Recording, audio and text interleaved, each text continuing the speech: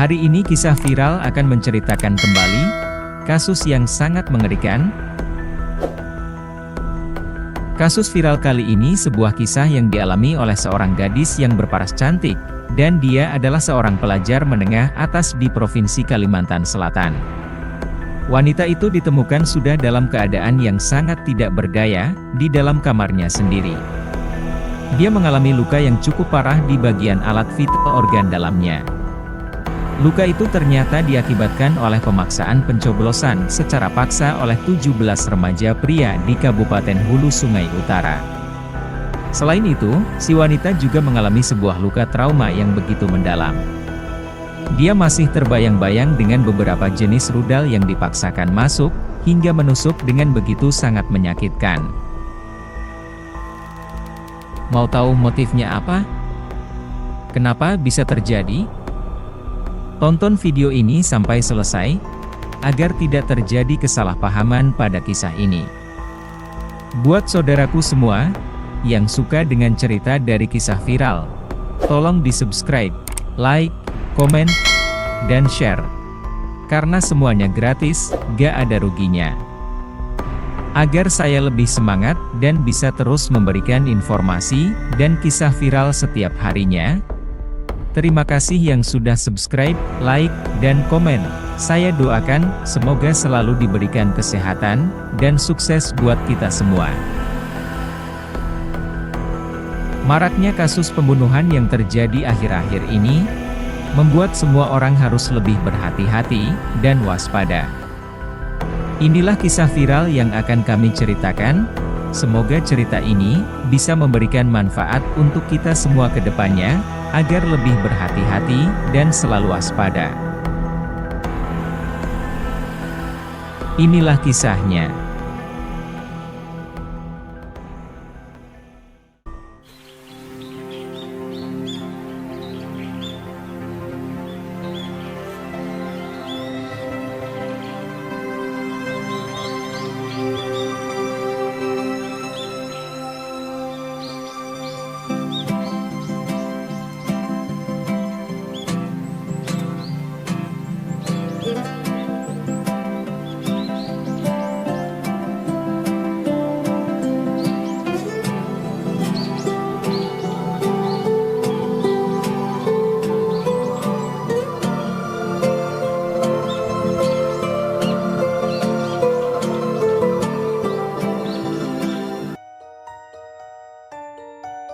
Kisah ini berawal dari seorang wanita cantik berinisial AS. AS yang berusia sekitar 16 tahun ini seorang pelajar menengah atas. Dia bertempat tinggal di Kecamatan Amuntai, Kabupaten Hulu Sungai Utara, Provinsi Kalimantan Selatan. AS dikenal sebagai seorang gadis yang sangat aktif di beberapa media sosial. Gadis itu sering memposting foto, ataupun video yang cukup menggoda, dari pakaian yang minim, terbuka, dan seksi. AS ini sudah memiliki pacar, yang dimana AS sering memposting pacarnya, dan beberapa teman pacarnya. AS ini juga ternyata dikenal sebagai seorang remaja yang sangat periang, dan suka nongkrong. Dia juga sering kedapatan pergi keluar pada malam hari, bersama dengan teman prianya.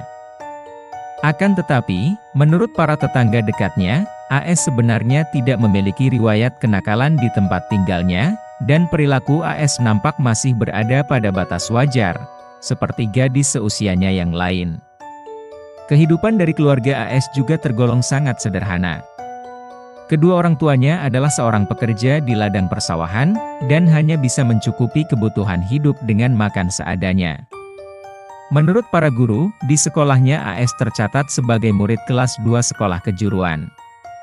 Dia murid yang cukup baik, meskipun nilai akademisnya tidak tinggi, cenderung berada di bawah dari para siswa yang lain. Mungkin ada satu hal yang membuat gadis itu terlihat lebih mencolok adalah, dari segi penampilannya. Dia dikenal memiliki gaya berpakaian yang cukup modern, dan modis. Dengan baju yang sedikit terbuka, gadis 16 tahun itu juga terkadang seperti menjadi pusat perhatian, dengan penampilannya yang cukup menggoda. Namun hal itu masih berada di batas yang normal, Tidak terlalu berlebihan untuk seorang pelajar pada zaman ini, ungkap beberapa gurunya. Kisah tragis yang dialami oleh AS, gadis muda yang berparas cantik dan seksi ini, bermula ketika dia diajak berkenalan dengan seorang pria. Pria yang ditemuinya saat sedang nongkrong di sebuah tempat kopi bersama dengan teman-temannya. Pria itu terlihat sangat tampan dan pemberani. Keduanya kemudian saling bertukar nomor ponsel, dan bergantian mengikuti akun media sosial mereka masing-masing. Dari sana kisah cinta dari AS dimulai. Pria yang bernama MS itu fasih dalam hal komunikasi, dan itu menjadi poin penting untuk bisa membuat para wanita nyaman. Ketika berbincang dengannya, AS akhirnya kepincut. Hingga mulai penasaran, dan tumbuh benih rasa suka kepada MS. Pada hari-hari berikutnya, mereka kemudian sering menghabiskan waktu bersama. Mereka juga ternyata memiliki hobi yang sama, yaitu nongkrong di sebuah tempat kopi. AS yang masih belum memahami makna perasaan cinta yang sesungguhnya, kemudian terperangkap oleh MS. Beberapa kali mereka menjalin pertemuan, dan hal itu membuat AS merasakan perasaan nyaman yang begitu sangat tinggi, yang membuat AS makin jatuh cinta dengan MS. Hingga pada akhirnya MS mengutarakan perasaan cintanya pada AS, gadis baru berusia 16 tahun tersebut. Tanpa berpikir lagi, AS langsung menerimanya. AS pun langsung memberikan sebuah pelukan yang hangat kepada MS. Lalu kisah percintaan dari keduanya pun kemudian dimulai, dengan status berpacaran. Kisah kehidupan dari gadis 16 tahun itu seketika langsung berubah menjadi ke arah yang negatif. MS nyatanya hanya manis dan baik di awal, akan tetapi, MS memiliki perilaku yang cukup buruk di belakang. MS banyak menyembunyikan hal-hal yang negatif dan buruk tentang dirinya. Yang sebenarnya itu semua adalah kepribadian asli dari MS. MS termasuk pria yang nakal, lingkungannya pun tidak baik dan tidak sehat. MS baru saja lulus dari sekolah menengah atas di Kabupaten Hulu Sungai Utara, di umurnya yang menginjak usia 17 tahun, kehidupan MS terbilang sangat berantakan, sebab sudah mengenal beberapa obat-obatan yang bisa membuat orang menjadi gila. Keseharian dari MS itu juga tidak pernah terlepas dari minuman keras, bermain cewek dari malam hingga pagi. Pergaulan yang sudah kelewat batas tersebut ditularkan oleh MS kepada pacarnya AS, yang kemudian sering mengajak AS melakukan hal-hal yang dilakukan MS. AS juga sering dicekoki minuman keras cap kupu-kupu, mereka terkadang menghabiskannya bersama dengan teman-teman MS.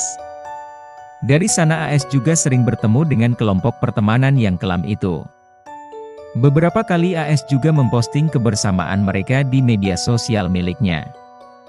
Pemikiran yang masih polos dari AS, gadis 16 tahun itu membuat MS sering memanfaatkannya. Pria itu seperti mengetahui apa saja yang disukai oleh seorang wanita, dan AS terperangkap dalam cinta yang akhirnya akan membuatnya sengsara. MS benar-benar memberikan seluruh apa yang diinginkan dan diharapkan oleh AS. Hingga AS sudah benar-benar sangat percaya, bahwa pacarnya adalah lelaki yang pantas untuk kehidupan di masa yang akan mendatang. Dari sana AS akhirnya melakukan kebodohan yang cukup besar. Dia mulai memberikan seluruh jiwa dan raganya kepada pacarnya tersebut. Setiap akhir pekan, mereka sering menghabiskan waktu di sebuah kamar kosong, dan MS selalu memberikan sebotol minuman untuk menjadi pelengkap obrolan di antara mereka. Awalnya AS tidak membiarkan MS untuk melakukan tindakan yang aneh. Namun, karena sering melakukan itu, dia akhirnya terjebak pada nestapa pergaulan bebas. Dalam ketidaksadarannya ketika meminum minuman keras, MS kemudian mulai beraksi dengan berada di atas tubuh AS. Dan keduanya pun melanjutkan aksi bejatnya itu. Mereka semakin memanas akan hasrat bercintanya. Tentu keberlangsungan kisah mereka sudah berada di atas ranjang kasur. AS akhirnya memberikan seluruh apa yang dimilikinya untuk dicicipi oleh pacarnya. Hingga dari sana gaya berpacaran dari keduanya sudah tidak wajar. Pencoblosan di kamar AS selalu menjadi puncak asmara mereka ketika mereka bertemu, dan AS nampaknya tidak sepenuhnya menyadari kesalahannya itu. Dia juga menikmati apa yang seharusnya tidak ia lakukan di usianya saat ini. Menikmati nikmatnya bercinta, di atas ranjang dan terus mereka lakukan hingga menjadi rutinitas mereka. Singkat cerita, hubungan di antara mereka sudah terjalin selama beberapa bulan, dan tindakan yang dilakukan oleh MS semakin menjadi-jadi kepada pacarnya. Sikap yang cenderung masih polos di dalam pemikiran gadis 16 tahun tersebut, MS terus memanfaatkan AS dengan sangat mudah. Beberapa kali teman-teman dari MS juga sering beratraksi menikmati tubuh AS, ketika mereka sedang mabuk bersama. AS yang sudah terpengaruh dengan pergaulan MS yang kelewat batas itu, bahkan hanya membiarkan itu semua terjadi. Karena semua hal negatif itu sudah menjadi hal yang biasa, karena sudah terbiasa AS lakukan. Dia malah memiliki pemikiran bahwa merasa bangga ketika AS bisa dicicipi oleh teman-temannya MS.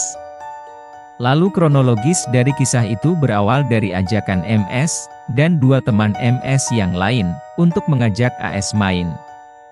Kemudian AS dijemput mengendarai motor oleh MS dan keduanya kemudian bergabung, bersama belasan remaja di sebuah basecamp yang mereka miliki.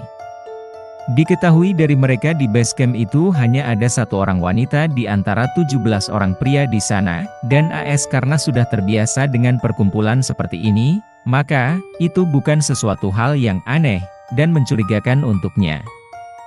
Belasan remaja itu kemudian bernyanyi dengan gitar yang mereka miliki. Para warga di sekitar juga menganggapnya masih berada di batas yang wajar, sebab itu memang menjadi rutinitas dari belasan remaja tersebut setiap malam. Dari sana salah satu remaja kemudian membawa beberapa botol minuman, dan mulai membagikannya dengan satu gelas ke semua remaja yang ada di sana. MS juga memberikan minuman itu kepada pacarnya AS, remaja tanggung tersebut benar-benar sudah tidak memiliki akal sehat, dan sudah terjebak dengan pergaulan bebas yang menyesatkan. MS tidak memberikan perlindungan kepada pacarnya AS, karena MS dari awal tertarik oleh AS hanya karena paras cantik dan badan seksinya saja. Yang akhirnya membuat MS berpikir, akan terus memanfaatkan AS untuk memuaskan nafsunya itu. Lalu dari sanalah ke-17 remaja itu memiliki rencana untuk memberikan AS lebih banyak minuman, agar AS mabuk, lalu mereka ingin membuat gadis 16 tahun tersebut terkapar. Beberapa tenggakan minuman sudah masuk ke dalam perut AS, beberapa menit kemudian AS sudah sangat terpengaruh dengan minuman itu. Wajah dari AS juga sudah berubah menjadi memerah. Gadis 16 tahun tersebut sudah berada pada kondisi yang setengah sadar. Lalu beberapa remaja kemudian seketika itu memiliki rencana jahat kepada AS. Mereka juga sama-sama sudah terpengaruh oleh minuman, dan pada batas logika yang sudah tidak wajar. Dari sana MS kemudian langsung membawa pacarnya ke dalam kamar, dan dia selanjutnya membuka semua pakaian AS, memenuhi seluruh hasrat yang dimilikinya. MS menyetubuhi AS hingga hasratnya terpuaskan. Setelah selesai MS kembali bergabung bersama dengan teman-temannya. Dari sanalah beberapa temannya itu kemudian meminta kepada MS, untuk memberikan dan membagi tubuh dari pacarnya AS, untuk memenuhi hasrat seksual dari teman-temannya tersebut.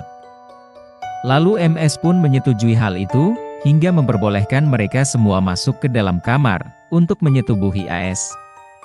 Yang di saat itu AS masih dalam keadaan tidak memakai pakaian, dan sedang berbaring lemas.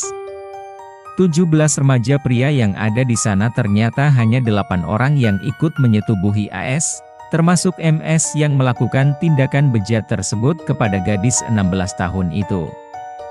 Mereka semuanya melahap habis bagian tubuh AS di dalam kamar secara bergantian. Mereka melakukan aksi itu tanpa sedikit pun merasa kasihan kepada AS. Di keesokan harinya AS yang sudah memiliki sedikit kesadaran itu tidak dibiarkan pulang oleh belasan remaja itu. Gadis itu dijadikan seperti mainan untuk belasan remaja tersebut. Mereka terus bermain bersama, dan terus melakukan hal-hal bejat lainnya kepada AS, sampai tidak memikirkan resiko yang akan terjadi nantinya. Beberapa hari kemudian AS diantar pulang oleh MS, dan satu teman lainnya. Saat itu mereka hanya mengantarkan AS sampai depan gang, tidak sampai depan rumahnya AS. Karena MS takut kedua orang tua AS akan marah jika tahu AS tidak pulang. Dan mengetahui jika AS diantarkan oleh banyak lelaki. Lalu ketika AS sampai rumahnya, kedua orang tua AS tersebut terkejut, panik, dan sangat marah, ketika melihat anaknya baru pulang. Akan tetapi AS hanya terdiam lemas, dan langsung masuk ke dalam kamarnya. Dari sana kedua orang tua AS merasa curiga dengan sikap dari putrinya itu. Terlebih saat itu AS hanya mengurung diri seharian di dalam kamar. Keesokan harinya AS akhirnya memberanikan diri untuk menceritakan semua hal yang sudah terjadi padanya kepada kedua orang tuanya. Hingga dia kemudian dibantu oleh pamannya untuk melaporkan semua kejadian itu ke pihak kepolisian. AS pun kemudian mengungkapkan semua perbuatan bejat dari 17 remaja itu kepada kepolisian, dan dia benar-benar merasa sangat trauma dengan apa yang sudah dialami oleh dirinya itu. Lalu petugas kepolisian yang menerima laporan dari AS, kemudian langsung bergerak secara sistematis.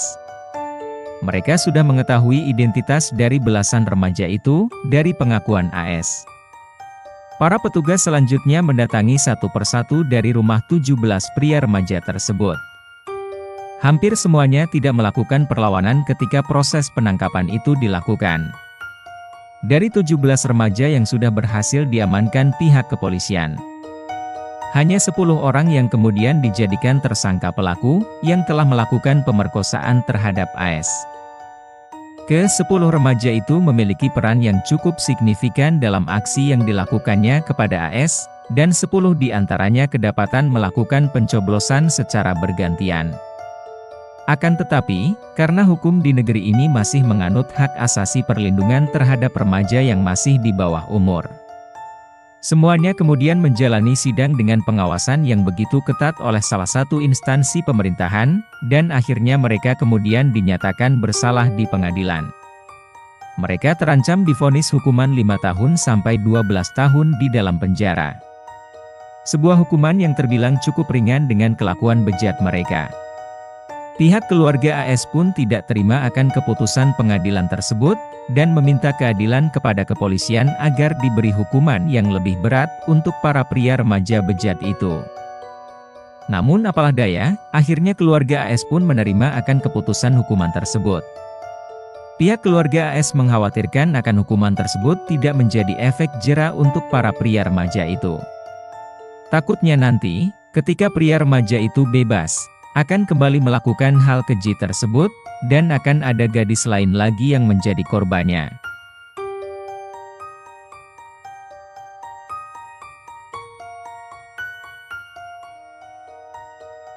Itulah kasus yang belum lama ini terjadi, sungguh bejat dan tak berperikamanusiaan.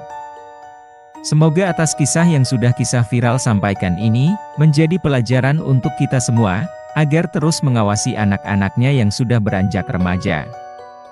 Memasuki usia yang rentan untuk memilih, mana yang baik, dan mana yang buruk. Peran dari orang tua amatlah besar. Karena itu, agar senantiasa menjaga perilaku, dari tindakan para remaja di luar sana, yang sudah sangat tidak terkendali. Banyak dari para remaja itu terjerumus pada sebuah keseharian yang negatif, hingga menjadi kebiasaan yang tidak mereka sadari. Sebab, umumnya para remaja sedang berada pada proses menemukan jati diri, dan mereka sering mencoba hal-hal yang baru, yang bahkan itu termasuk hal-hal ke arah yang negatif. Bagi semua sahabat kisah viral, teruslah waspada dari hal-hal yang tidak baik, jagalah semua saudara, kerabat, keluarga kalian yang berharga, dari kejahatnya orang-orang yang ada di luar sana. Tetaplah waspada dan berhati-hati, karena kejahatan bisa muncul dimanapun, dan kapanpun. Semoga kita semua selalu dalam lindungan Allah, dan dijauhkan dari orang-orang yang jahat.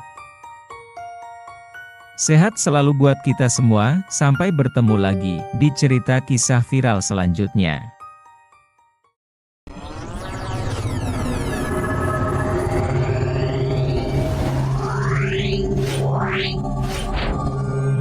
Wow.